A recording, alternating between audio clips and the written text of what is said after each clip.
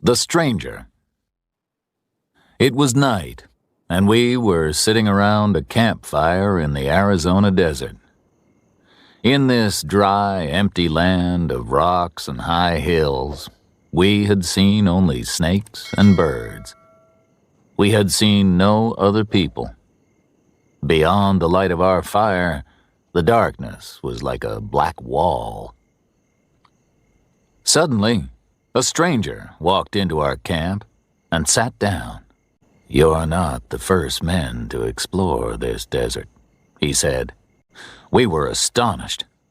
Several men in our group put their hands on their guns. But the stranger took no notice of this. He went on speaking, and we listened. 4 men came here 30 years ago," the stranger said. "Their names were Ramon Gallegos, William Shaw, George Kent, and Barry Davis. They came from the town of Tucson. They were going to California. Ramon Gallegos, William Shaw, George Kent, and Barry Davis were traveling west.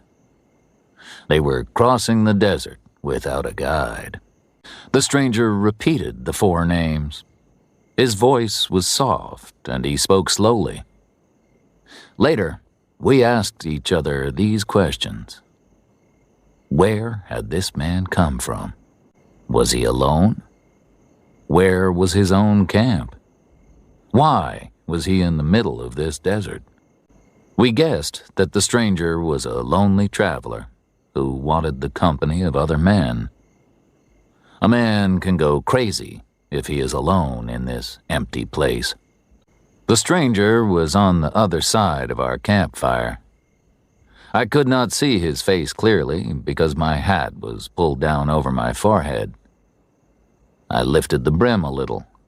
What did the stranger look like? Well, there was nothing unusual about the man. He looked like any of our own men. We were all wearing broad hats, and he was wearing one too. We looked and listened as he told his story. Later, we remembered his words, but not his face. "This place was different 30 years ago," the stranger said. "Only Apache Indians and a few soldiers lived here. Many men have disappeared in this desert. The Apaches killed some of them. Others died of thirst because they could not find any water. The Apaches killed strangers slowly and in a terrible way. We did not want to meet them." The stranger was silent for a few seconds. Then he went on with his story. "The 4 of us, Ramon Gallegos, William Shaw, George Kent, and Barry Davis, we were able to shoot several of the animals, so at last we had some food. We ate and slept, and soon we felt stronger. But a few days later, the Apaches found us." The stranger stared at the flames of the fire as he spoke. "The Indians were behind us," he said. "They started shouting. They had rifles, and they started firing them at us. There were about 40 Apaches, and only 4 of us. We could not fight them all. We tried to hide in the mountains, but the Apaches followed us closely. At last, we came to a steep cliff. We couldn't escape now. We were trapped. What could we do? We took our guns and left our horses at the bottom of the cliff. Then we started to climb up the wall of rock. There were 4 of us.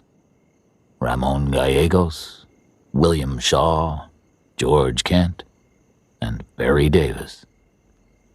"We've heard those names before," said one of our own men. "Tell us what happened." The stranger took no notice of these words. He continued his story. "We climbed up the steep cliff and found the entrance of a cave," he said. "The Apaches didn't follow us immediately. They were busy with our horses. They looked at the equipment that our horses were carrying. While the Apaches were stealing our equipment, we went into the cave. The entrance of the cave was narrow, and we could shoot anyone who came into it. But we had a problem. We could not get out at the back of the cave. For a while, we were safe from the Apaches. But we were not safe from hunger and thirst. The Apaches made their camp outside the cave. We saw the light of their campfire. They were waiting for us to come out. They knew that we would become hungry and thirsty. We would have to leave the cave after 2 or 3 days because we had no food or water. When we came out of the cave, the Apaches would kill us. Slowly. We stayed in that cave for 3 days and 3 nights, said the stranger. We took turns to sleep. While 3 slept, one of us guarded the others. But we had no food and no water. No man can live for long in this desert without water. A man goes crazy without water. First he goes crazy, and then he dies. Ramon Gallegos died first, said the stranger. He died in the morning, on the 4th day. I'm going to die today, Ramon said to us. But the Apaches won't kill me. Then he took out his gun. He put the muzzle to his head and fired. And so Ramon Gallegos escaped from hunger and thirst. And he escaped from the Apaches. That left 3 of us, William Shaw, George Kent, and Barry Davis. I was the leader, the stranger said. I spoke to the others. Ramon Gallegos was a brave man, I told them. He knew when to die, and he knew how to die. It's foolish to go crazy from thirst. And none of us wants to be slowly killed by the Apaches.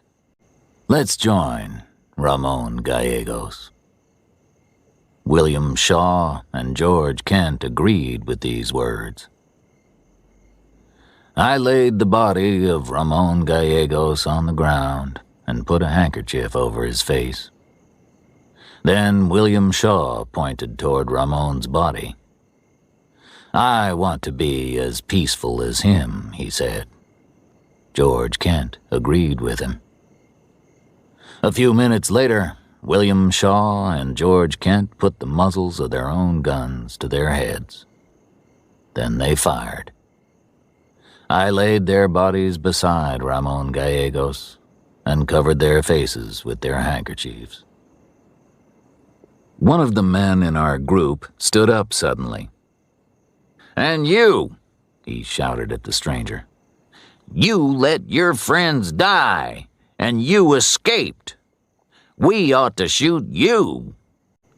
The captain of our group took hold of the man's arm. Quiet now, he said. You're listening to a story. This stranger has been in the desert a long time. The stranger has told us 4 names, I said.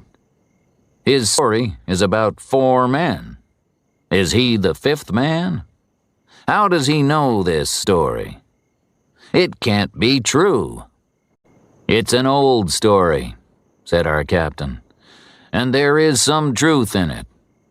I heard the story when I was younger. Many years ago, the army found the bodies of 4 men in the desert.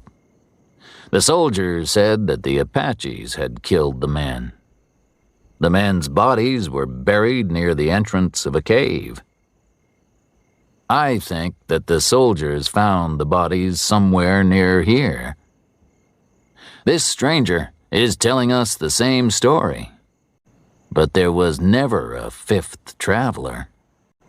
Suddenly, the stranger stood up and stepped away from the campfire. The flames of the fire were low. They gave only a little light.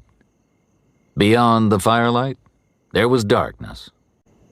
There were only 4 men, the stranger said. Ramon Gallegos, William Shaw, George Kent, and Barry Davis. Then he turned and disappeared into the dark, black night. At that moment, one of our men ran into the camp. He had been guarding our horses. "There are 3 men near the camp," the guard said. "I've been watching them. They're standing out there." The guard pointed beyond the light of the fire. "The men have been there for a while," he said. "Something strange is happening here. The men don't move and they don't speak. They're just standing outside our camp. Who are they? Are they waiting for something or someone? They're frightening me." Ramon Gallegos, William Shaw, and George Kent, I said. "I guess that we've been talking to Barry Davis." "What kind of fools walk around here at night?" asked the guard. "They're standing in the dark, outside our camp. They don't speak, and they don't move. I didn't know if we were in danger. I might have shot them. I might have killed them."